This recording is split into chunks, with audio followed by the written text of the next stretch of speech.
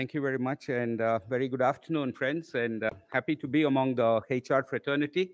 Um, Briefly about me, I've spent about 25 plus years in this business in HR and in the IT business, about 21 years with IBM, and now with an IBM spin-off called Kyndryl. So, moonlighting, right or wrong, I'm not here to sit in judgment, but I'm here to share my thoughts, okay? And I would let you make your decisions. But it's a fantastic topic, and one of my friends out there said, well, very popular topic. I said, well, it is popular, and it can also be a bit disturbing, all right? So first of all, moonlighting, by definition, is a side hustle or a side gig that somebody would be doing, all right? This is outside of your primary job. And the term moonlighting is also a pretty old term that was also there around the 50s, is what Google tells me, okay?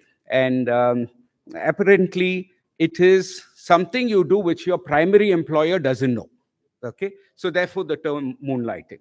Now, I want to spend a couple minutes to kind of dramatize the state of human capital across the world before I delve deeper into moonlighting. Where are we today in terms of human capital? All right. We say that people are my biggest asset.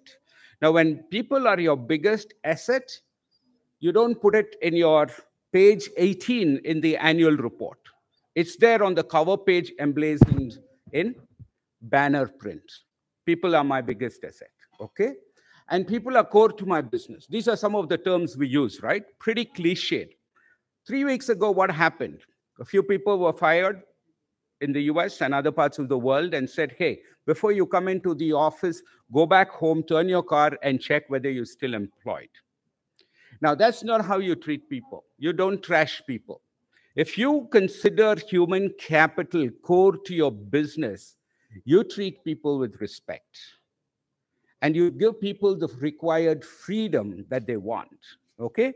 And with that background, the state of talent or human capital is truly under fire, okay? Because after what happened there were so many other announcements about very large companies announcing huge numbers as layoffs, okay? So what was this? Is it bad planning? Or is it just, just some mistake somebody did out there? I don't think so, all right? Because to a large extent, manpower planning is very scientific, all right?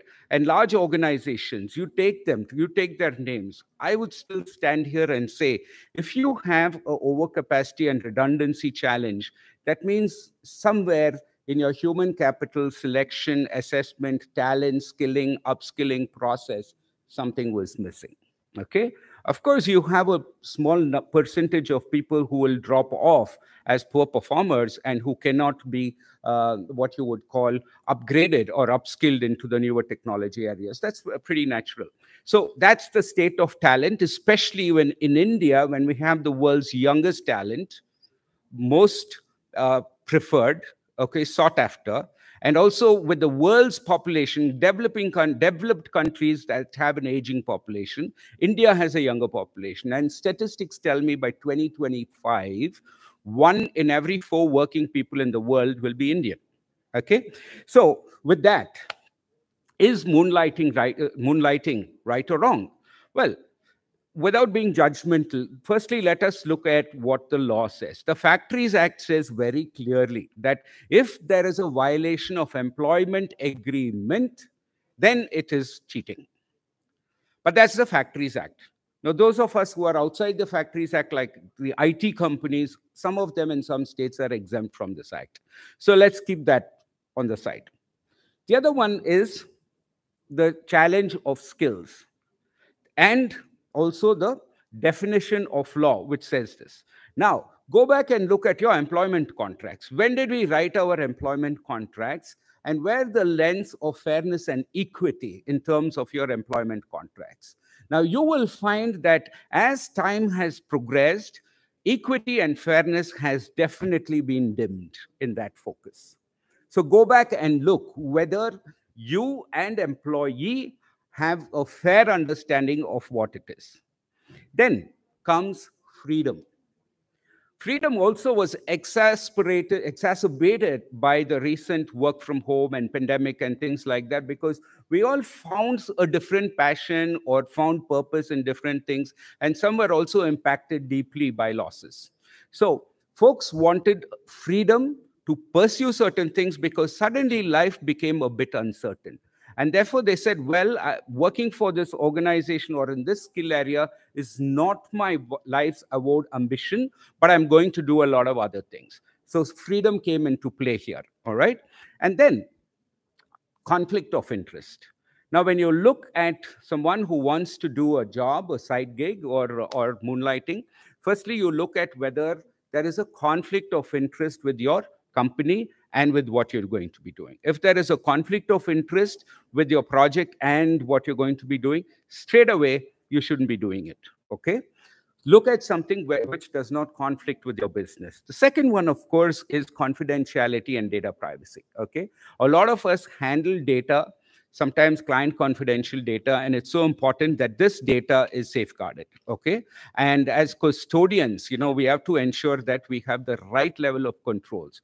And if there is any chances of compromising on employee data, on client data, then again, there will be a conflict of interest there.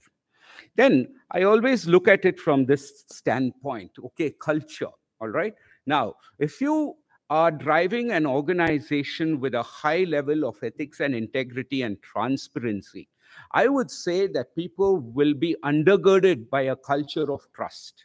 And when you build a culture of trust, it makes a person very open to come and tell his or her manager saying that, hey, I'm going to be doing this side gig and I need your consent or permission, okay? So undergirding all of this is a strong culture that you got to build in your organizations. If you're already in that journey, I think ethics and integrity are fundamental to building that bed of culture. Lastly, I want to leave you with a very short story, okay? And this is a true story of Rukmani. And I'll make this very condensed in the interest of time. Rukmani was a project leader, technical in nature. And at one point in time, her manager came and said, Rukmani, your skills are not in alignment with our strategy. And therefore, I think you're going to be out of job if you don't skill up in the next 3 months. Now, Rukmani goes crestfallen back home, but she doesn't lose hope. She comes back to office the next day, and then what she sees out there is a message there which says, Rukmani, click here. And when she clicks there, there is this big screen that you see on transatlantic flights, which is seat back screen. And there it says, just like, on an aeroplane, it will say you're at this altitude, the outside wind temperature is so much, wind speed is so much, temperature is so much, and we are flying over hills or valleys and streams. Similarly, for Rukmani, it said your career journey, your learning journey starts here for you to be relevant to your job, which means that your foundational skills are the meadows that you're flying over. And therefore, we are going to build on those foundation skills for you to get greater certifications and badges, which are the hills, peaks that we are going to be climbing over. And then the rolling oceans below you is the journey that you're going to be taking as you're going to achieve those targets for you to be relevant to the job market. So what happens is that Rukmani finishes it in 3 months. Manager comes back and says, congratulations. Now I have this fantastic project for you. This client wants you in this place. And there is also 20% raise in your salary. So Rukmani says, hold on, manager. I'm not really fully interested in this job, but I will do this job. Why? This is one of the best jobs that's going. And you have a raise. But Rukmani says, look, in the last 3 months, I also did some soul searching, and I found that I had a purpose. What do you mean you have a purpose? Well, I found a purpose in life. And what is that? That is because I want to contribute to reducing pollution out there. So what are you going to do about that? Well, I am going to join this airline company, and you're going to be coding in Java. and airlines are the biggest polluters. How does that resonate with your value system? She says, exactly what I'm going to be doing is that I'm going to be coding in Java, but whatever work I'm going to do is going to enable this airline company to reduce their carbon footprint. So therefore, every line of code that I'm going to be writing here resonates with my value system, and I know I'm giving back. So she found purpose. And now that she found purpose, she told the manager, I'm going to work 2 days in this company and 3 days for you. And inadvertently, we are all those managers. What we have done typically is Rukmani became a gig worker there with the learnings that she got from this organization. So we have been growing the gig workforce, but when it comes to allowing people to do a side gig without a conflict of interest, we have a lot of challenges. Okay, so with that, I want to end and also leave you with this thought that culture is what should undergird this organization with strong values of ethics, integrity, and trust. Thank you so much. Have a great Friday afternoon.